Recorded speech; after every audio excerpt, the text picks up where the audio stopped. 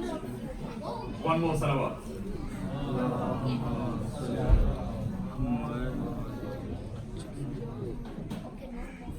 أعوذ بالله من الشيطان الرجيم بسم الله الرحمن الرحيم الحمد لله الذي إليه مصائر الخلق وأواقب الأمر نحمده على عظيم إحسانه ونير برهانه ونوامر فضل امتنانه حمدا يكون لحقه كذا ولشكره أداء وإلى صوابه موجبا ولحسن مزيده مقربا الصلاة والسلام على سيد الأنبياء والمرسلين خاتم النبيين شفيع المذنبين راحة للعاشقين والمراد المشتاقين شمس العارفين والسراج الساطعين نبيه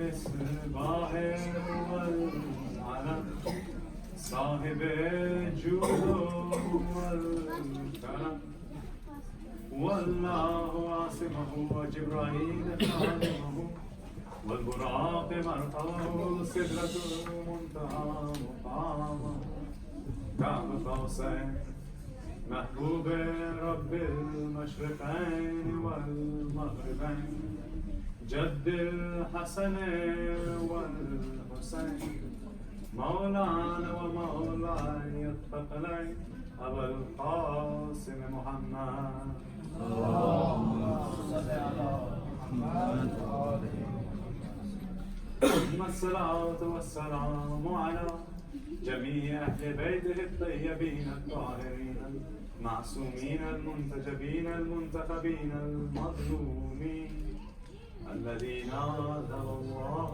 عنهم الرجس وطهرهم تطهيرا اللهم صل على محمد ولعنة الدائمة على أعدائهم منكر فضائلهم غاصب حقوقهم ومراتبهم ومنزلتهم ومقامهم من يومنا هذا إلى قيام يوم الدين أما بعد فقد قال الله الحكيم في قرآنه الكريم وهو أصدق القائلين قوله الحق بسم الله الرحمن الرحيم لا تقنطوا من رحمة الله صدق الله العلي العظيم صلوات اللهم صل على محمد. We've been looking over the course of these 10 days so far at how Islam takes care of us psychologically, how it takes care of how we're feeling, what we're thinking, how we're thinking. We've looked at a few different things. Amongst those, the important ones were our self-esteem. We also looked at who to take care of. We said our friends, our family, our parents especially, and our community around us. Over the next few days, time permitted, I wish to speak about three very specific issues. Ones that a lot of people go through, but a lot of people go through alone. They go through silently. These three issues are what? Depression, which inshallah we'll look at today, isolation and loneliness, and anxiety. Now these are three issues which we might not realize how common they are. We might not realize how many people around us go through them, but people do. Whether it's us ourselves or the people around us, it's important to be able to look out for, to recognize, and to help people when they struggle with these things. And so, because we're short of time, as it is, we'll try our best, inshallah, over the next few days. We have 4 days left, inshallah, to cover as much of these topics as we can. Because they're so important, and because for each and every person they're so very different, we can't just brush over them. We can't skim past them. If we look at them, we have to look at them properly. In truth, we could do a 10-day lecture series on each individual issue. But because we have a short space of time, we'll lay some groundwork, inshallah, so that you guys can go and look at these things yourself. So that you guys can go and start to understand these things better yourself. Recite aloud, salawat ala Muhammad wa alihi.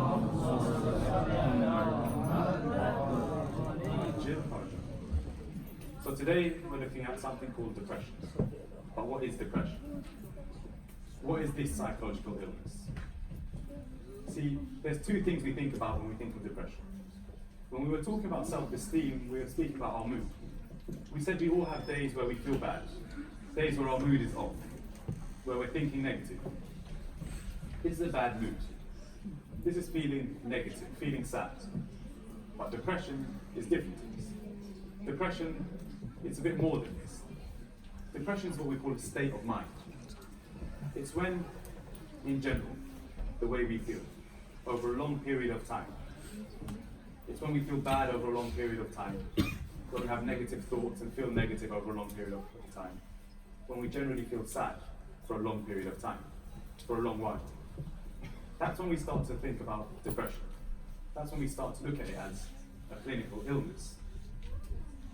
And in the same way, on the other hand, we have happiness, which is the opposite of depression. And with happiness, we have two concepts, we have two things. First, we have what we call pleasure, which is short term. Something small that makes me happy for a little while is what we call pleasure. But then when I look at my life, I'm content. When I'm happy with my life, when I look at my life and think things are going well, when it's positive thoughts that are going through my mind, that's what we call happiness, the state of happiness. And it's important to remember that somebody going through depression can experience pleasure. Somebody who is in a state of happiness can experience displeasure. They can be sad at times. And as I say this, we start to try and understand what depression is. We start to try and understand what it is we're talking about, this sadness that we feel. And with an illness like this, the best way we have of understanding what the illness is, the best way we have of understanding what we're talking about is by looking at its effects. We said earlier when we were talking about the mind, like with gravity, we can see an apple falling, but we can't see gravity itself. We can't see the actual force of gravity. In the same way, we can't exactly see depression. We can't see feelings, but we can see their effects. So what are the effects of an illness? They're what we call the symptoms. So what are the symptoms of depression? What are the things that can show us that somebody might be going through depression? And before I begin listing the symptoms of depression, before I begin listing some of the signs of depression, it's very, very important that you know one thing, and that you remember one thing. If these symptoms resonate with you, if you feel like these symptoms apply to you, you feel like you might be going through some of the things we're talking about, don't just assume that you're going through that illness. Don't convince yourself that you're struggling with that issue. Speak to your parents, go to your GP, or speak to a medical professional. They can help you. Don't self-diagnose yourself. Don't tell yourself that you have an illness. Because if you look at psychological illness, it's not quite the same as physical illness, but there is a similarity. For instance, if I act like I've got a stomachache, maybe I want to get off school for a day. I haven't done my homework, I don't want to go to school today. I act like I've got a stomachache. So because I'm acting like I've got a stomachache, I'll stay in bed. I'll stay in bed and I won't go out, I won't do anything. I'll become lazy for that day. I can convince myself that I've actually got a stomachache. If I pretend to have a stomachache and pretend to be ill, I can in the end actually bring about that illness, that bad feeling within myself. And in the same way, the psychological illness, in a much stronger way, if I convince myself that psychologically I'm ill, that my mind isn't where it should be, then I can bring about that illness within myself. I can bring it about in a very dangerous and a very strong way. Because we said it again and again, and we will say over the next few days, the mind is a very strong thing. Our mind is a very powerful thing. So it's important not to self-diagnose ourselves. If we feel like we're going through some of the issues, or if you feel like you're going through some of the problems that we're talking about, speak to a medical professional, speak to a GP, go speak to your parents, those around you. They can take you. So we start to look at some of the symptoms of depression. The very first that we look at, and it's important to know with depression, is that it deals in extremes. What does this mean? So for instance, with sleep.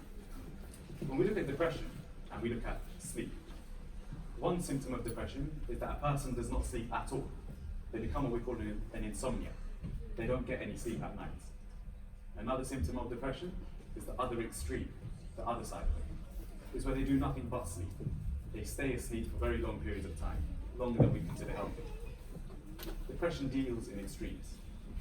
Of course, Islam tells us to live our life in moderation. When we eat in moderation.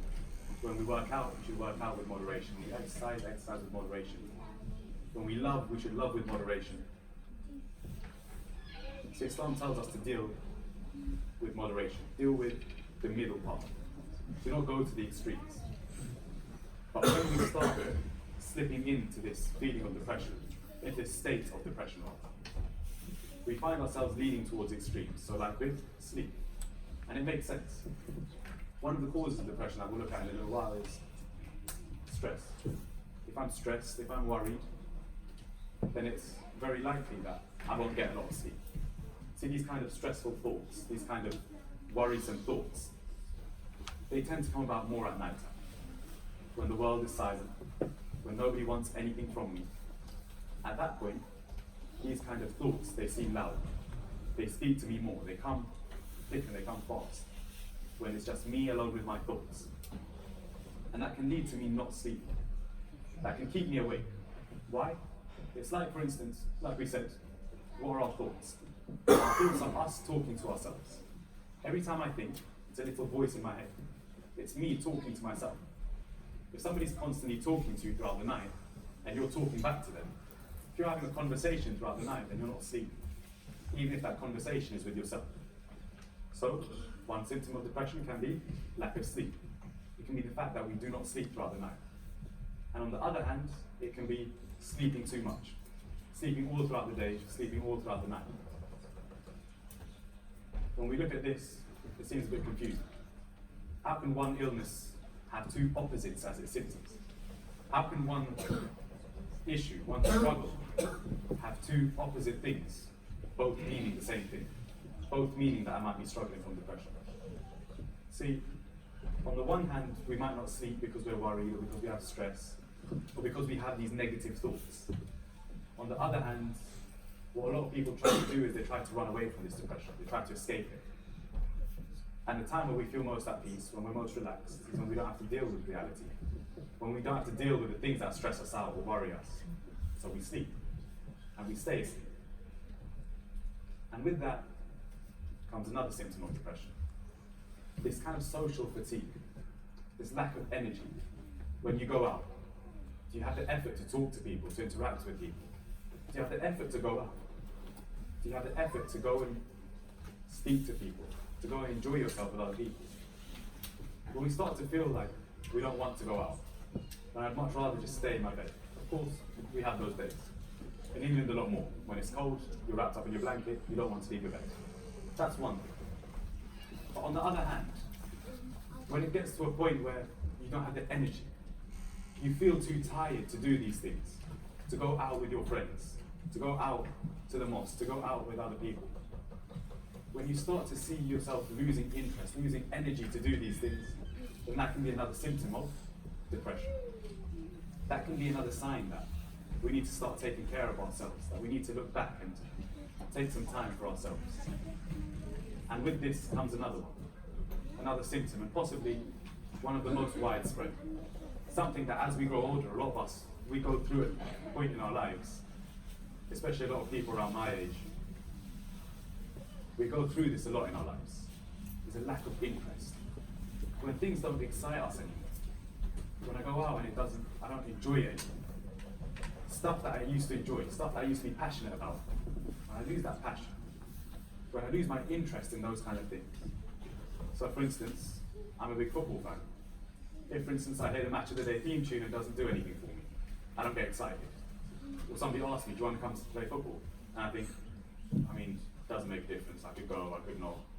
When it feels dull, it doesn't feel interesting. Alhamdulillah, that hasn't happened to me. I still love football, always have. But we have things and times where this interest in life, in the things around us, it starts to decline. We start to lose the energy to go out. We no longer want to do the things that once we used to enjoy. And when we start to lose interest in the things around us, when things start to seem dull, it's a weird feeling. It's not like something's wrong. It's not like something's bad. But things just stop exciting us. Things stop being enjoyable for us.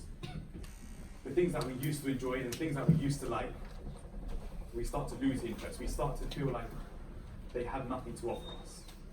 There's no excitement in going to do that anymore. There's no excitement in the things that used to excite me before.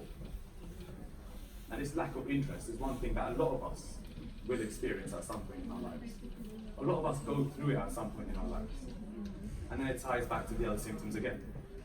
When we lose interest in going out, then what would we rather do? We'd rather stay at home. We'd rather stay in bed.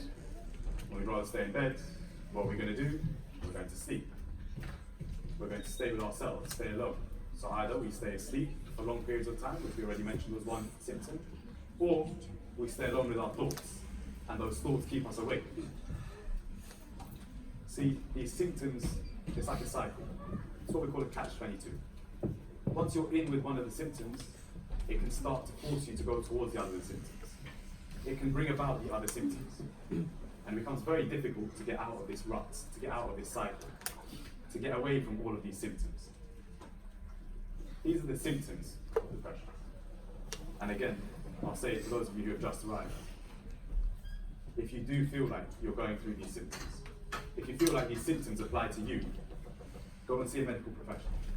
Don't convince yourself that you are going through depression. Because a lot of us stay awake at night. Or a lot of us sleep in a lot. A lot of us might lose the energy to go out once in a while. What we call your social battery, it runs out. And it does happen. It happens a lot. But if you feel like you're going through these things, don't assume it for yourself. Go to a doctor, speak to a GP, speak to a professional, somebody who knows about the issue. Somebody who can tell you whether or not you are actually going through these issues. And when you go to a GP, it's just a point to note on how important it is to understand these kind of illnesses. When you go to a GP, they might prescribe you a medication. And if you look across the world right now, especially across the West, Europe, America, here in the UK, the most sought after medication right now, the most in-demand medication across the Western world right now is what we call antidepressants. Medication for depression, for these psychological illnesses. So it is an issue that a lot of people are struggling with. It is an issue that we do need to worry about and take seriously. We do need to care about. So now I'd like to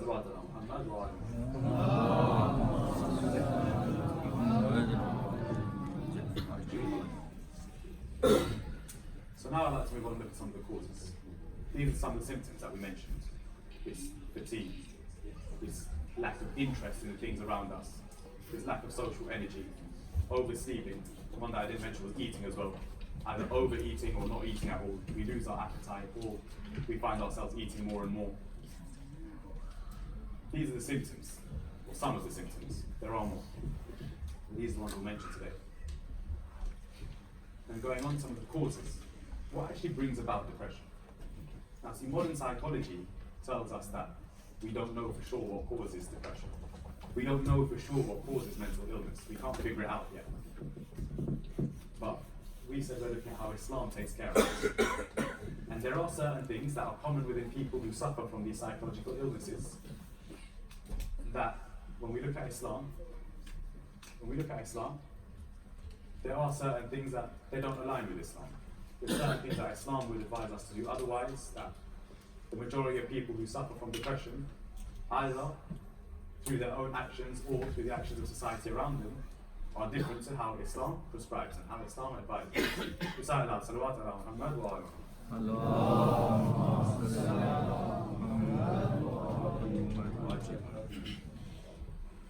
The very first cause, and it's something that, as you grow older, especially in the UK, you see a lot. It's what we call workaholism.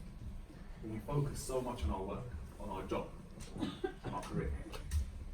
It's important, of course. You have to put effort into work. You have to focus on your career. Because at the end of the day, we do want to be successful in this world. We want to be successful in the next world as well, but this world matters as well. We do want to be successful, so we should focus on our work. But when our focus becomes purely our work, when we focus solely on our job, on our career, you wake up early, you go to work, you put all your effort in there. You come home, you're tired, you go to sleep. It's a routine, and a routine that a lot of us go to, a routine that a lot of us stick to. But when we stop to take this workaholism to the next level, to the level where we forget to take time out for ourselves, forget to enjoy ourselves on the weekend or on the little time that we have off, when our focus becomes purely our work, at that point, what we're doing is we're focusing our life, we're making the purpose of our life something which can come and go at any time, something which can leave us at any time. See this job, you put a lot of effort in, you work very hard, but that doesn't mean that that job's yours to keep. At any point that job could go. And this fear, when you put so much into one thing, when you put all your eggs into one basket, as they said, when you have this fear that this job could leave me at any moment, when you have this worry that this job could be lost at any moment, any day I could be called into the manager's office, I could be called into HR's office. This fear eats away at you. It takes you towards what we call anxiety. And that can lead to what we call depression, anxiety, which I will focus on in the coming days. Work on it. It's very well linked to the next cause I will mention, materialism. Now, see, there's one thing to like nice things. There's one thing to enjoy nice things. You know, having the latest iPhone, having the latest AirPods, getting the latest Air Maxes, getting the latest Arsenal kit. See, we all want these different things. The nicest clothes.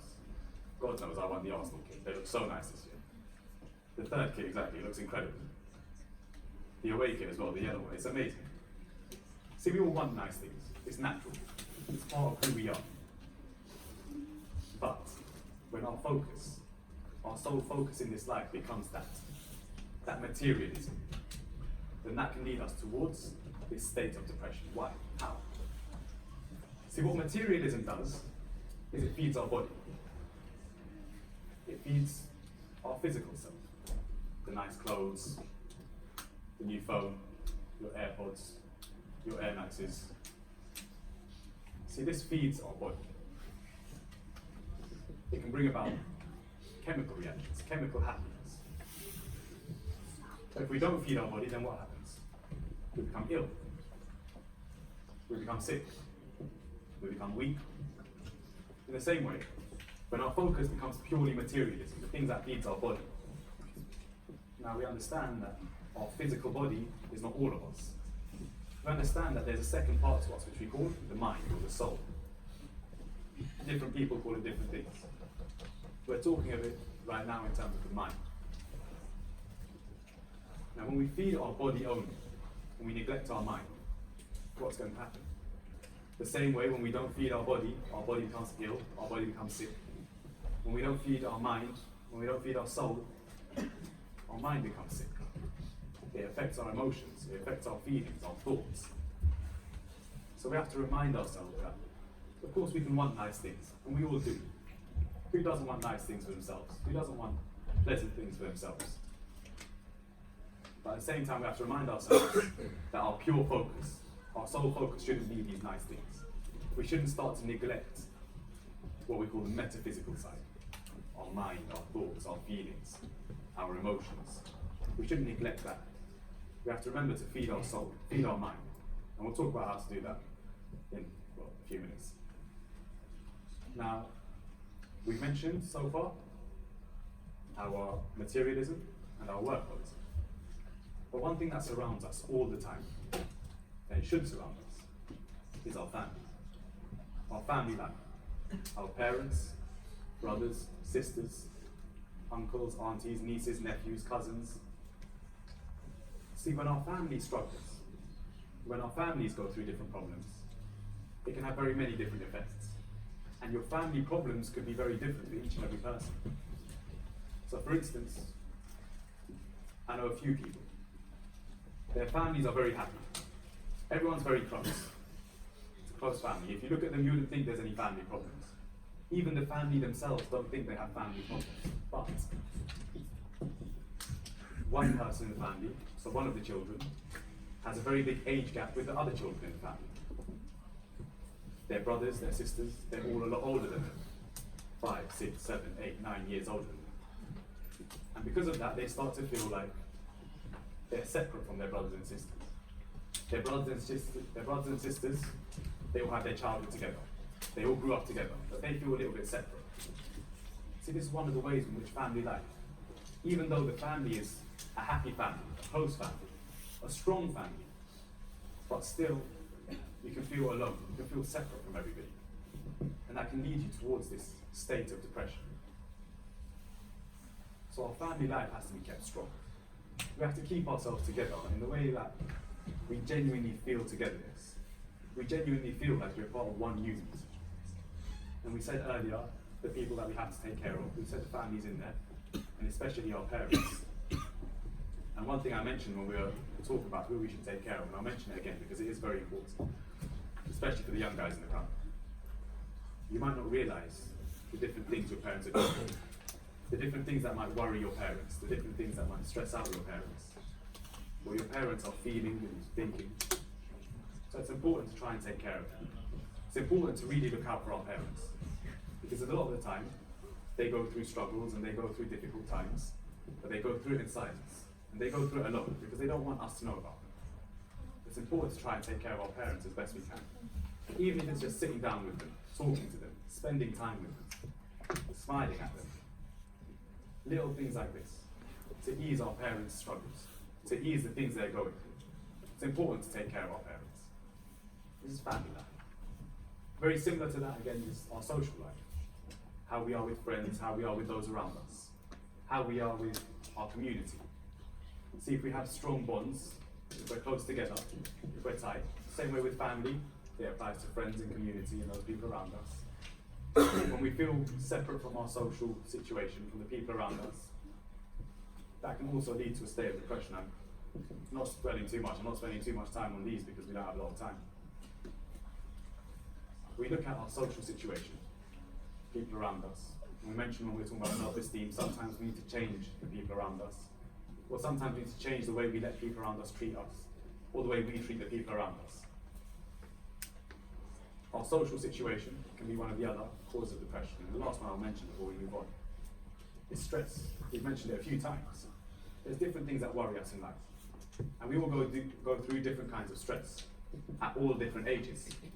Whether it might be stress of homework, stress of deadlines, stress of making friends at school, stress at work. It might be stress within our financial situation. It might be stress within our family, with family issues. There's a lot of different things that stress us out, or that can stress us out. And that can often lead to us worrying, often lead to us spending a lot of time with ourselves in our thoughts, and it can lead to negative and depressive thoughts. I'll move quickly on because I don't want to just speak about the issues today. I want to speak about some solutions as well. We have about 15 minutes remaining until 9:30. We'll try and finish on time, inshallah. And we have to do Masahib as well, so I'll go through these quite quickly, the solutions.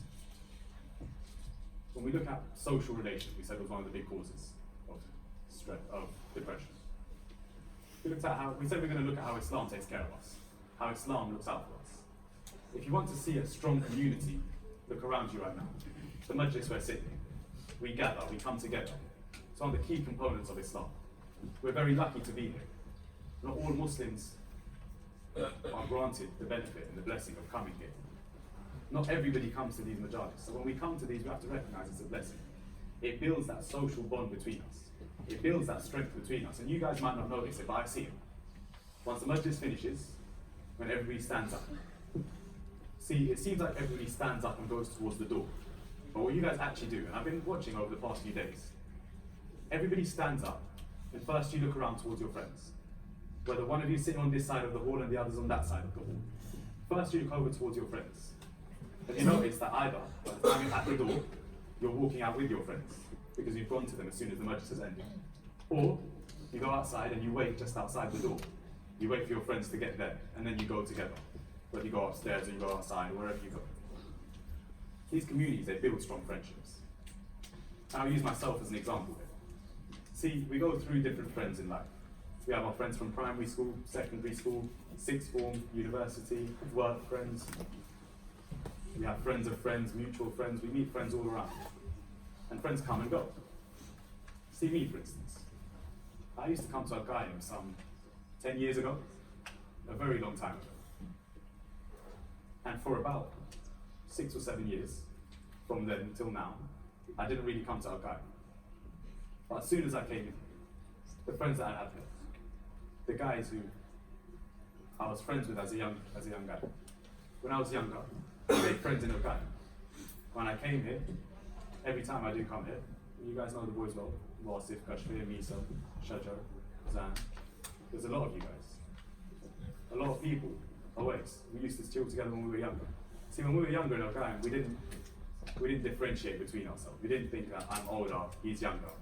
We used to chill together. We used to enjoy ourselves together. But for about 6 or 7 years, I didn't see any of these guys. Barely ever spoke to any of these guys. But as soon as I came back to Al Quaim, it was as though I'd been together the whole time. It was as though we'd still been friends that whole time. We'd still been seeing each other every week or every month that whole time. Why? And something that I've noticed. See, we go through a lot of friends in life. Friends come and they go. But when there's one thing that you all share in common, when there's one thing that keeps you guys together, then you always come back to it. And for us, it's our religion.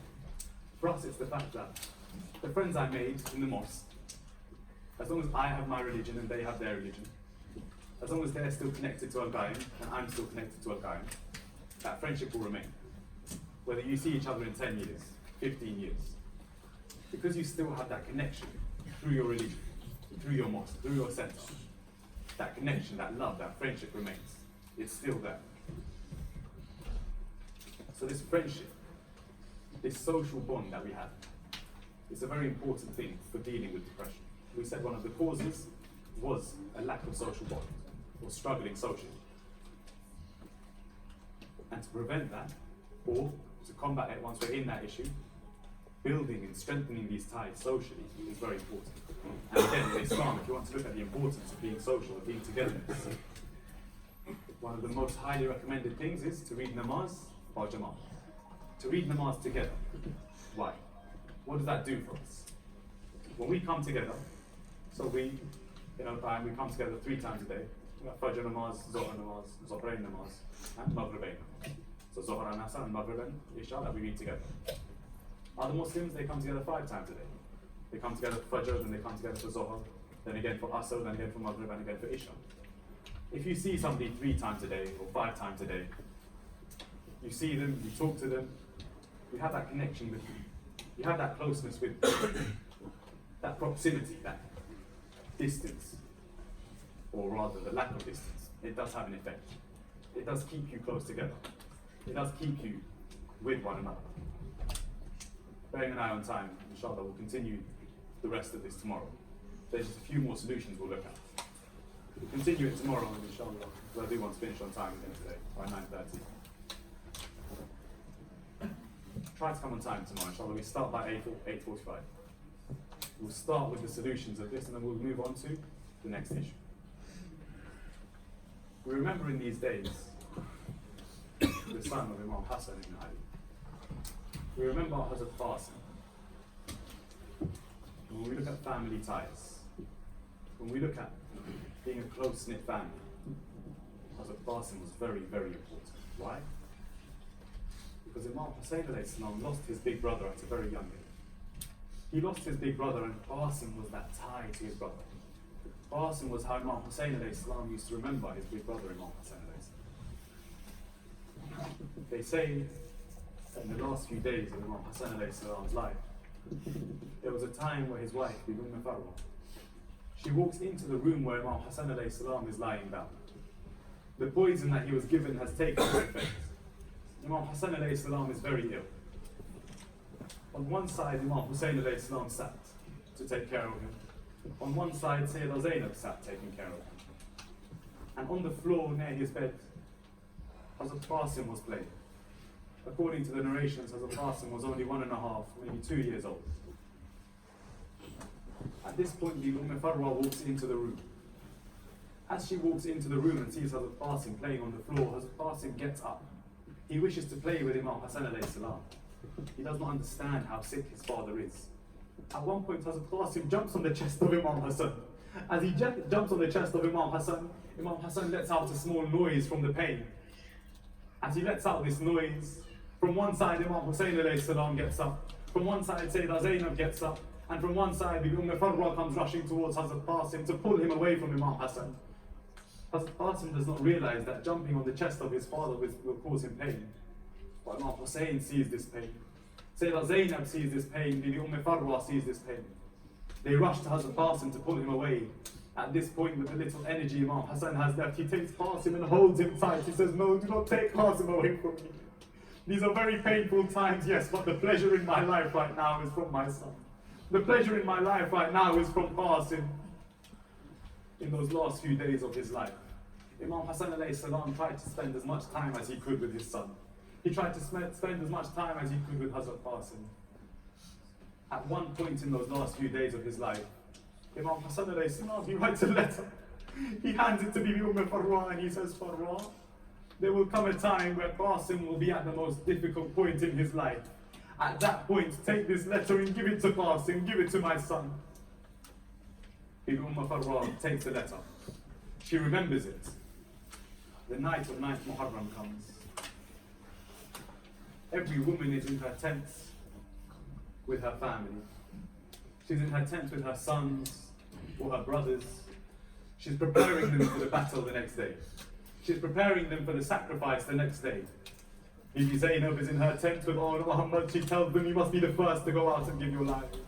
Bibi Layla is with Hazrat Ali Akbar. She tells him, "Akbar, do not forget to go and give your life for Imam Hussein. Do not shy away from battle." Bibi Kulthum is sitting in her tent and she cries to Hazrat Abbas. She says, "Abbas, I have no children. Who will I give as a sadaqah? Who will I give for Islam?" Hazrat Abbas says, "I will go. I will be your sacrifice for Islam." But Bibi Farwa is sitting alone in her tent. Hazrat Qasim is not there. Instead, Hazrat Qasim is in the tent of Imam Hussein alayhi salam. Imam Hussein is reading his du'as. He's reading Quran as Hazrat Qasim comes and sits next to him. Imam Hussein finishes his dua and he says, "Qasim, it is the middle of the night. You should be in your tent with your mother. You should not leave your mother alone at this time." Hazrat Qasim looks at Imam Hussein and he says, "Uncle Hussein, it is my mother who has sent me here. It is my mother who has told me to come to you." He says that I was in my tent. I was in my mother's tent. We were sitting. And my mother, she said to me, "Qasim, you are the son of Imam Hassan. You have the blood of Ali in your veins. Tomorrow when you go out into the battlefield, one thing worries me. One thing is playing on my mind." Hazrat Qasim asks his mother, "What is playing on your mind? What worries you?"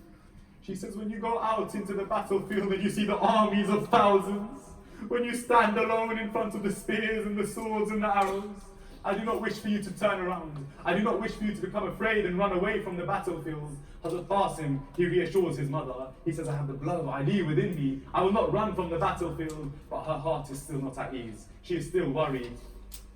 He says to Hazrat Qasim, "Qasim, I do not want people to say at that point, the son of Hassan will not have done this. The son of Hassan would not have run away from the battlefield. This is the fault in the blood. This is the fault in the milk of Farwa. I do not want people to think that because I am not a Syed, that it is my fault that you have run away.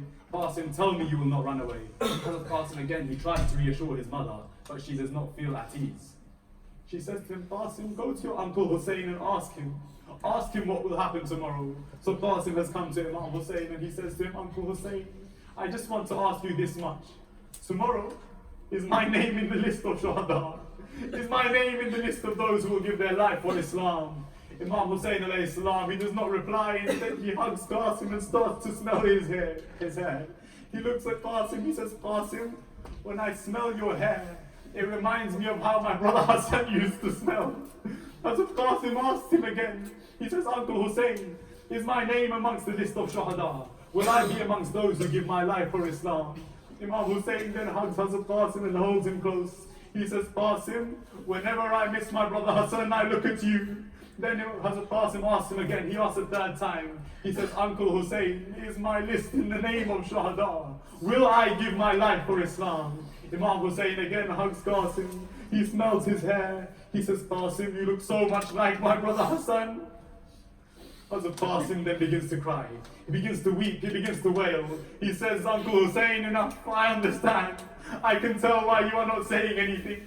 I understand it will not be me who gives my life. Imam Hussein sees Qasim crying. It upsets Imam Hussein. If you think Mawla Hussein loves Ali Akbar, look at the love he has for Hazrat Qasim. If you think Imam Hussein loves Allah Muhammad, remember this is Qasim. Ever since Imam Hassan has left this world, Imam Hussein was an imam, but he was a brother as well. This is his older brother who has left the world. Every time he misses his big brother, he looks towards Qasim. He cannot bear to see Qasim cry. He looks at Qasim, he says, Qasim, tell me this much. What do you think of death? What is death to you? At that point, Qasim says the words that were marked in history. He says, death to me is sweeter than honey. Imam Hussein says, then remember this, Qasim. Then know this. You ask about your own name, Qasim, even Ali Asghar is in the list of Shahada. At this point, the blood of Ali begins to boil in the veins of Qasim. He stands up in front of his Mawla Hussein. He said, you mean to tell me, Uncle Hussein, you mean to tell me the armies of Yazid will come into our tents and attack our children? They will attack our babies as well. How does Mawla Hussein tell Qasim? Qasim, yes, the armies will attack the tents. Yes, they will attack the camps. By that time, Ali Asghar will have given his life. Ali Asghar will die in the battlefield of Karbala. How does he tell Hazrat Qasim this? The day of Ashura arrives.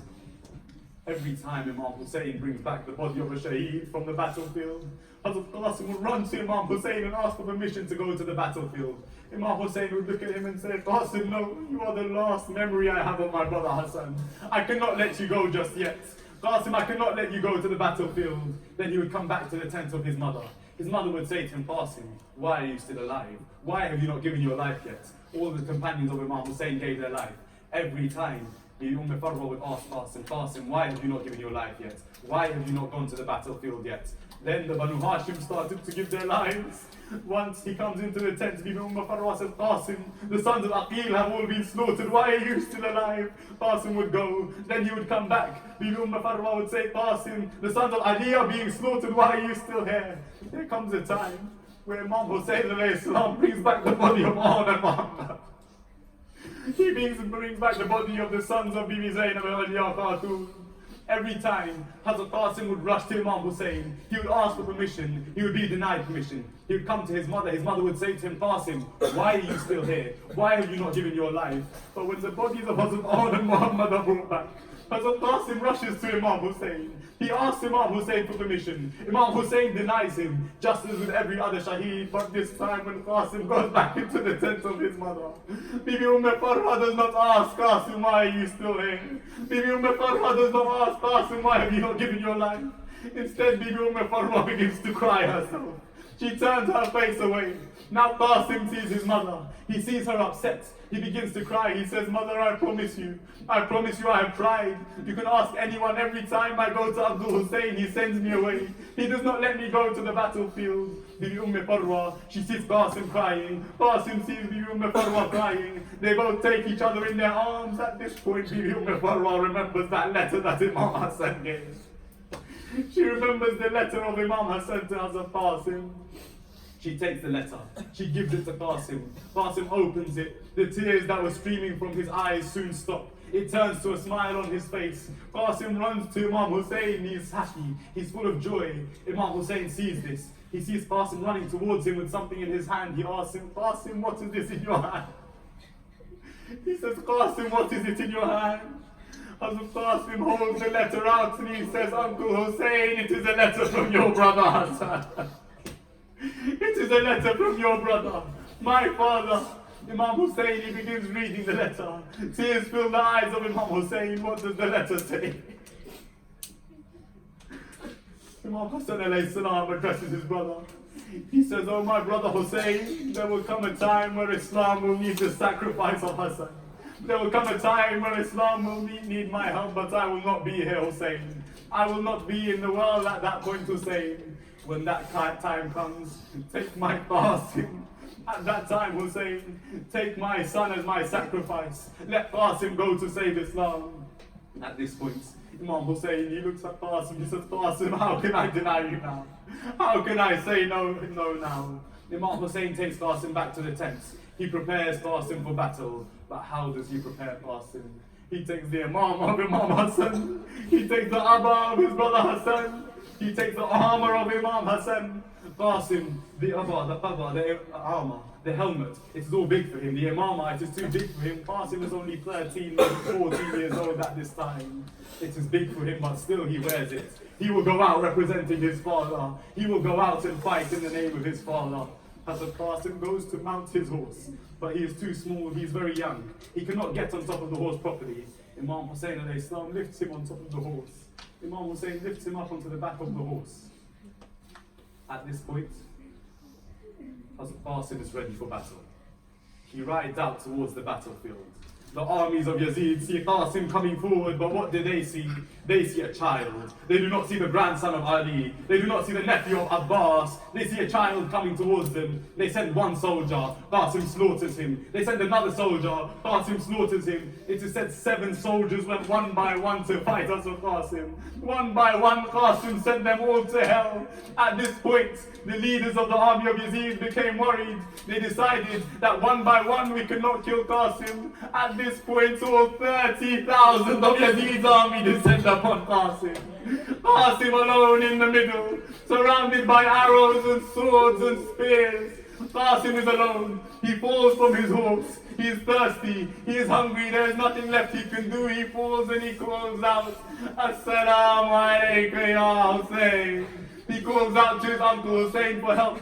Imam Hussein, he rushes into the battlefield. It is written in the narrations that of all the shuhada who Imam Hussein went to when they called for him, there was none where Imam Hussein went as fast as he did towards Hazrat Qasim. He had the Zulfiqar in his hands. There were 2 armies of Yazid, one called Maymana, one called Maysara. They see the son of Ali rushing towards them. His Zulfiqar is outstretched. They become worried. The armies of Maysara, they rush towards Maymana. The armies of Maymana rush towards Maysara. In the middle is Qasim on the floor.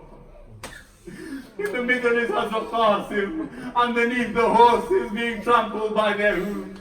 They say, all the shuhada helped Imam Hussein. All the shuhada, they shared some sort of pain with Imam Hussein. But only Hazrat Qasim shared the pain of being trampled by the horses. The one difference, Mawla Hussein was trampled after he was killed. Qasim is alive on the plains of Karbala. The horses rush over his body. They say, according to one narration, when Imam Hussein arrives at the body of Hazrat Qasim, they say, according to one narration, they say Hazrat Qasim is still alive. They say Hazrat Qasim has not stopped breathing yet. Imam Hussein comes, sits next to Qasim, he looks at him and he says, Qasim, I am so hurt that I could not get to you sooner. I am so hurt that I could not get to you sooner, that I could not help you. They say at this point, Hazrat Qasim looks up at his uncle Hussein, and what does he say? The narration says Hazrat Qasim looks up at his uncle Hussein and says, Uncle Hussein, who is this man standing next to me? He asks, who is this man standing on my right hand side? They say at that point the man on the right begins speaking. He says, Qasim, do not worry. I am your father. I have come to take you to Jannah myself. One last slide of my side. Imam Hussein alayhi salam, he tries to pick up the body of Hazrat Qasim, but he has been trampled. Bones are broken. Hazrat Qasim's body is weak. Imam Hussein cannot lift the body properly, so he takes the Abba off his back. He takes the Abba off his back and lays it on the sands of Karbala. He pulls the body of Hazrat Qasim onto his Abba. He ties his Abba up in a knot. He takes it back to the tent. They say Sayyidah Zainab came to the entrance of the tent. She looks at Imam Hussein. She says, Mawla Hussein, what has happened? Every time you went to the battlefield, you came back with a body. Where is the body of Qasim? I see no body with you this time. Mawla Hussein looks at Sayyidah Zainab. He says, Zainab, lower your voice. Farwa is standing behind you. Bibi Farwa steps forward. She says to Mawla Hussein, where is the body of my Qasim? Where is the body of my prince? Imam Hussein puts his Abba on the floor. He says, Farwa, inside here lies your Qasim. Bibi Farwa asks to see the body. She asked to see her Qasim. Slowly Imam Hussein undoes the knot of his abba. The abba falls open. The trampled body of Qasim lies in front of the women and children. Bibi Farma calls out Zainab. She calls out to Bibi Kulthum. She calls out to Bibi Layla. She calls out to Bibi Rumal. She says, come and look at how Allah accepted my sacrifice. Come and look at how Hassan's son gave his life. ألا لعنة الله على قوم الظالمين فسيعلم الذين ظلموا أي منقلب ينقلبون. We will ask, as usual, for the men to remain seated. They'll wait for the women to make their way upstairs. And in after a few moments, we will go as well to take part in the Nadari of Muhammad, say the salam. While we wait for the ladies to make their way upstairs, we recite aloud salawat ala Muhammad wa ali Muhammad.